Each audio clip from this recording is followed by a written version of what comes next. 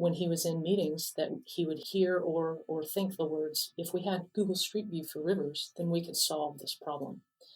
And the idea for us, when he brought that idea to us, was this is another opportunity to serve. This is another opportunity to, not to sound cheeky, but to help make the world a better place.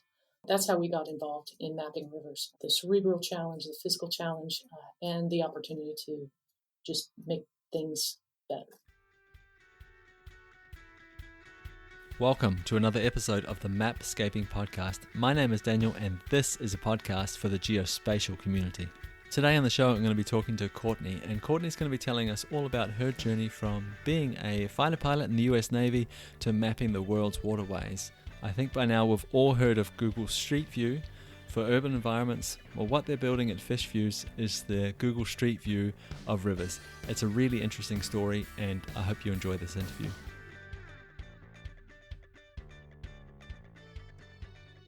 Hi Courtney, welcome to the show. Hi, thank you, Daniel. I'm glad to be here. You are most welcome. So you've got a really interesting project that you're working on. You're building a really interesting piece of software. And in the pre-interview, you mentioned that you used to be a fighter pilot and now you're involved in this project. And the project is you're building, or have built, I should say, the Google Street View for rivers. It's called Fish Views. There's a great deal to unpack there. You've come a long way in your journey. How did you go from being a fighter pilot in the US Navy to mapping rivers? It was a very fun job. It was a very challenging job, a very cerebral job. You're taking in information and trying to make decisions all the time. So that lends itself towards an entrepreneurship type of follow-on career. And specifically going from being in the military or flying airplanes to working with conservation and science and mapping rivers, the Fish View story started back when the president of our company, his name is Brian Footen, he was a 25-year fisheries biologist in Washington State. He's a friend of ours, and he started to have notice when he was in meetings that he would hear or think the words, if we had Google Street View for rivers, then we could solve this problem. And the idea for us, when he brought that idea to us, was this is another opportunity to serve. This is another opportunity to, not to sound cheeky, but to help make the world a better place. That's how we got involved in mapping rivers. The cerebral challenge, the physical challenge, and the opportunity to just make things better. Making things better by making better things. This sounds great. Okay, so I mentioned just before that it's the Google Street View of rivers. It's called Fish Views. So immediately we have a little bit of an idea in our heads. Most of us have used Google Street View. We recognize that little yellow man there in the corner that we can drag out onto the map and drop down, and then we become immersed in the map. Is this the same kind of thing that Fish Views is doing, just for rivers?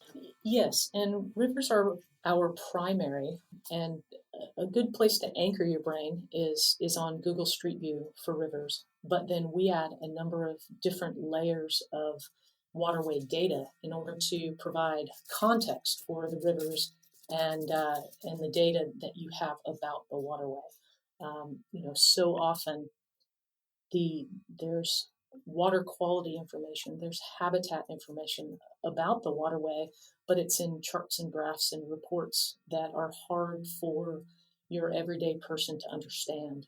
And by layering that information onto the maps and providing the 360 immersive view where you can actually transport yourself or other people to where that information is relevant on the river, you can really tell a story, or you can help the river tell its story.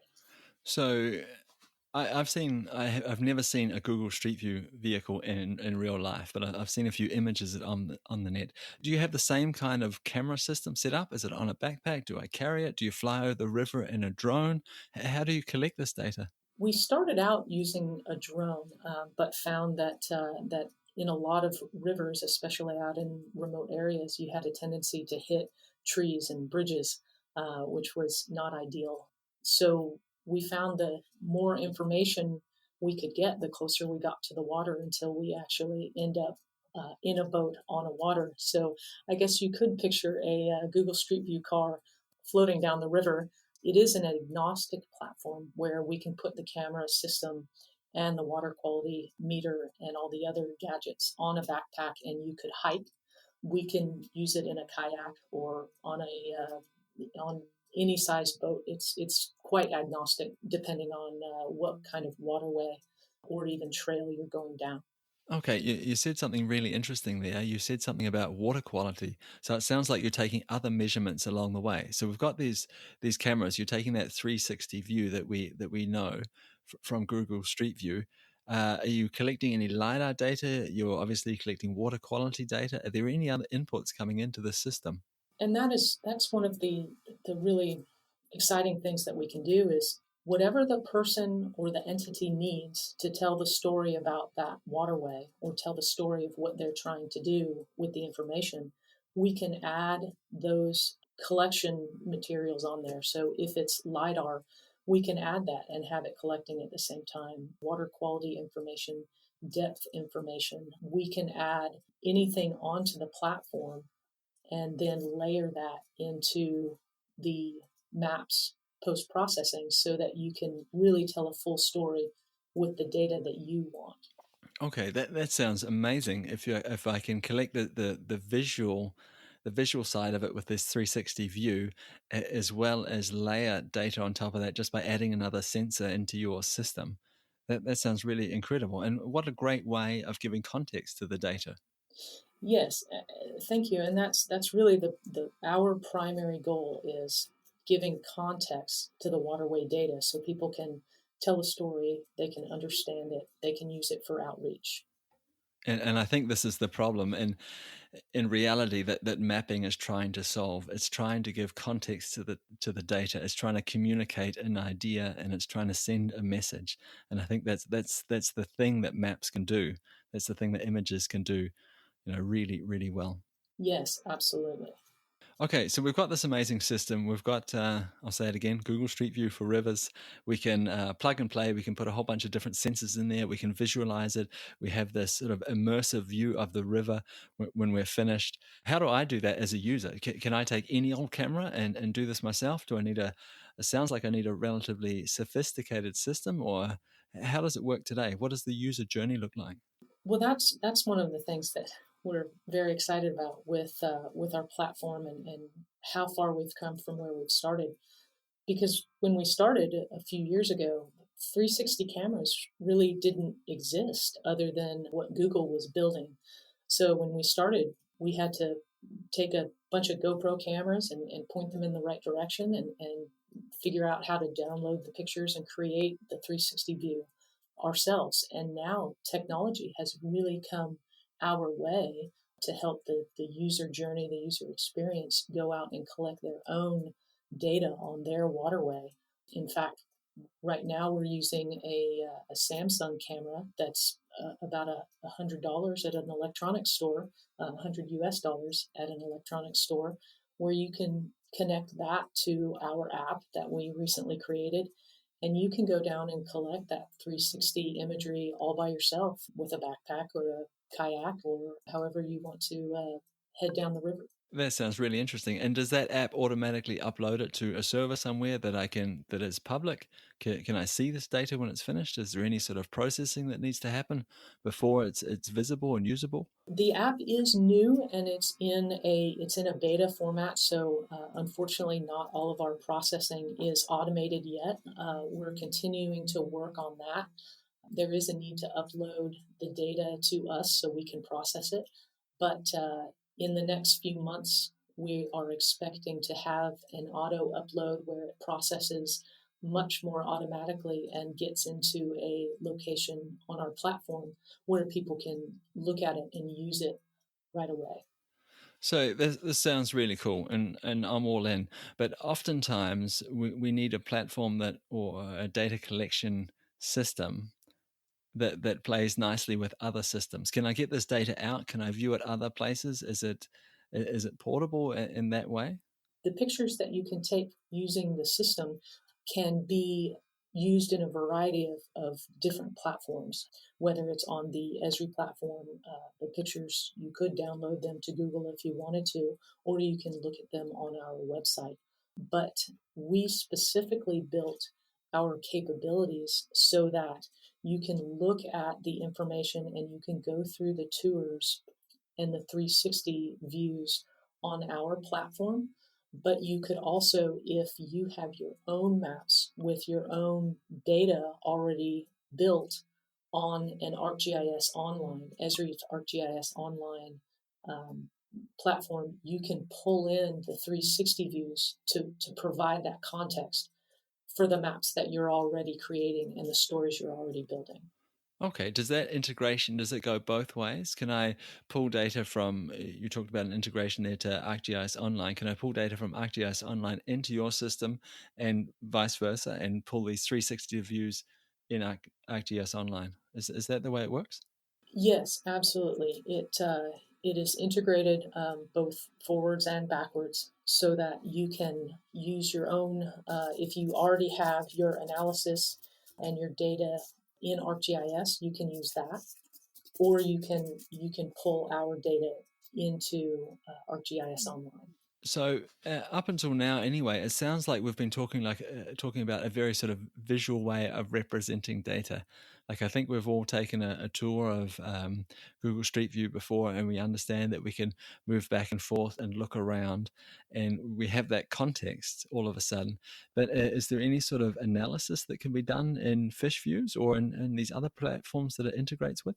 Yes, in fact, just recently I was talking to the director of the Wimberley Valley Watershed Association, and he was very excited getting on some of our tours on the Fish Views platform because he could go to the water quality information, which was graphed longitudinally, and he was able to find anomalies.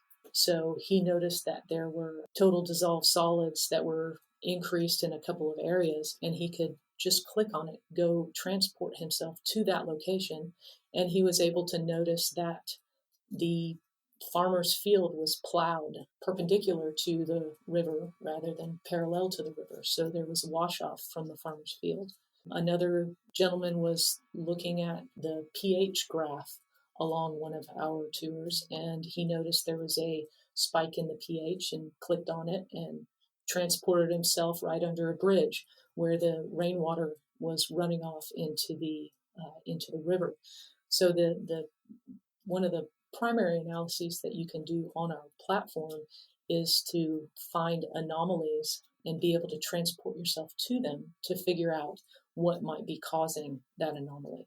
And again, I think we come back to that idea of giving context to the data. Like I'm sure you could see on a map once you have, the map data of the pH value of the river or the water quality, you could see where it changes.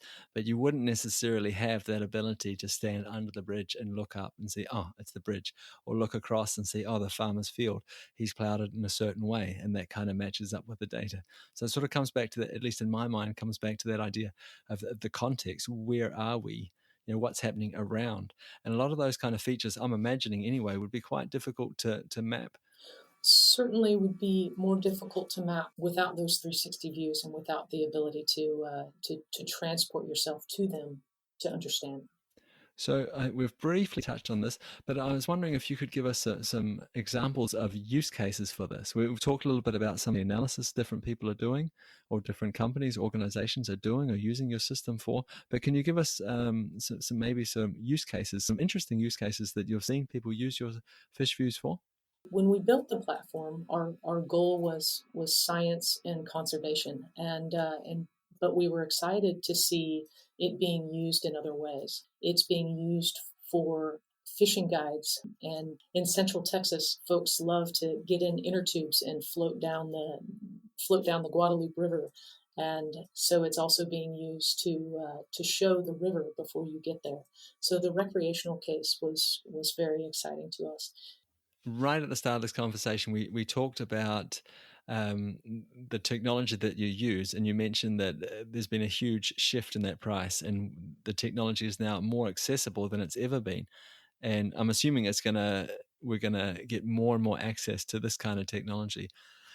Does that mean that this kind of visualization of data, these kind of 360 immersive experiences in terms of mapping, that they're going to become commonplace? Is this the future of data visualization in your mind? I do think so. I think people are used to and expect to have this immersive experience in the locations that they want to go. People are used to being able to see, if you're buying a house, you're used to being able to go and take a look at all the different rooms and tour the house before you actually physically set foot there. If you're going on a vacation, you expect to go and be able to see what's available and experience online what's available before you physically get there, so that you can have a plan and you can be oriented when you arrive. And these 360 experiences have become commonplace and expected by so many users. So I do think this really is just the next step, the next obvious step for our waterways and visualizing the data and bringing context on the waterways. I think Google has really set the standard when it comes to mapping in so many ways. I'm not arguing that they're the best in the business at mapping, but they have really set that level of expectations. And I completely agree with what you said there. I think we do expect this kind of immersive experience. We expect to have access in this way. And I think it's really interesting that you built the system for science, but now you're seeing these other kind of use cases. And I, for one, could imagine that this would be a great way of introducing people to rivers, to these wilderness areas by giving them access to it. They might never, ever, ever be able to get access uh, to them or to these areas or see these areas, experience these areas, except through your system. And I think in terms of conservation, if we want to have people participate in protecting these areas, then they need to have access to it. They need to have understand what they're protecting and why it's of value. Yes, absolutely. And you think to yourself, well, so often fishermen have it are also conservationists, because they know that if their river is not protected, if the fish can no longer be there, then they're not going to be able to enjoy their sport. So it's similarly, when you allow people to experience this wonderful environment, then they're going to be more inclined to make decisions that can protect it. We often say that information that's not actionable is just not valuable, and by bringing the information to people in a way that they can consume it and they can understand it, it makes that data, it makes that information actionable, so that people can take steps and make positive decisions. Yeah, and again, I think when we're talking about this kind of immersive visual experience, it's very accessible to people. We've seen it before, we understand how it works, and all of a sudden we're standing on a riverbed somewhere in Texas with a 360-degree view of the world. I think it's really exciting. I've just got a couple more questions before we say goodbye. I can see that we're slowly but surely running out of time, and one of them would be, when you look out into the future, what's the thing that you're most excited about when you think of the future of fish views and this kind of technology that you're building? Well, we're excited about two things. One, we're excited about as technology is coming to us and allowing more and more people to go collect their own 360 data on and their 360 imagery on the waterways, that we have a home for it where everybody can experience it. And that's getting easier to use for many, many more people. But what we see happening in the future, and what we're very excited for our technology and how it's being used, is with flood defense and flood management. We're working right now with a renowned flood scientist, Dr. David Maidman, out of University of Texas, and he's been involved in what's called the National Water Model, where many of the engineered rivers around cities, where it's very easy to understand how much water is coming in, how much is going out, because it's been engineered almost like a bathtub. Uh, that model works very well because they have all the information about that waterway. But some of these areas where the rivers are a bit more wild, it's hard to know when that waterway is going to flood, where that water is going to go when it does flood. And by using this platform and adding a number of other sensors and a number of other other data, we're able to begin to predict on some of these more wild rivers when they're going to flood and where that water is going to go. So what we're excited about is flood management, flood defense, and at the end of the day, saving lives and property. That sounds like it'll be incredibly useful. Incredibly useful. I was just picturing that when you were saying that all these other sensors that you could hook up to your system and all the data that you could collect. I mean, not only would you get that visual, that 360-degree visual aspect to the data, but if you had LiDAR on there, for example, maybe you could even measure how big the stones were on the riverbed and get an idea of the angle and the gradient and that kind of thing, as well as the width of the river itself. So I could see you could collect a huge amount of data that would be really valuable for the people running those kind of flood prediction models. Yes, and the exciting thing about it is because this is GIS, because this is ultimately a map, the data can be asynchronous. The LiDAR could have been collected months ago. The 360 can happen today. The water level information, of course, could be real time or historical data. One of the neat things about the platform is that the data can be asynchronous. It doesn't all have to be collected at the same time while going down that waterway that one time. Do I have to have a GIS background or a knowledge of geospatial to do this, to collect this data? To collect the data, no, you don't. We have fishing guides who are using the tour to help their clients know where they're going to meet and where they're expecting to make stops to go fishing in the perfect spot. And just like to use Google Street View, you don't have to have a degree in anything particular to get on there and look around and start to understand data. But if you do have a background in GIS, if you do have a scientific background, then you can do more analysis and deeper understanding of the information that you're gathering.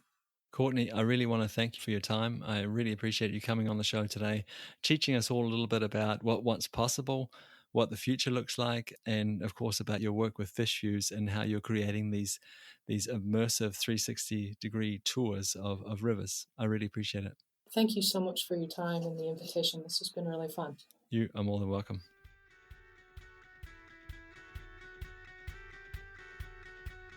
And that's it for another episode of the Mapscaping podcast. My name is Daniel, and I just want to remind you that all the links to our social media accounts are in the show notes, and you are more than welcome to reach out to me there. I would really like to hear from you.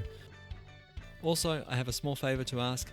If you're enjoying this podcast, I would really, really appreciate it if you would share it with a friend. Thanks very much. We'll talk again next week. Bye.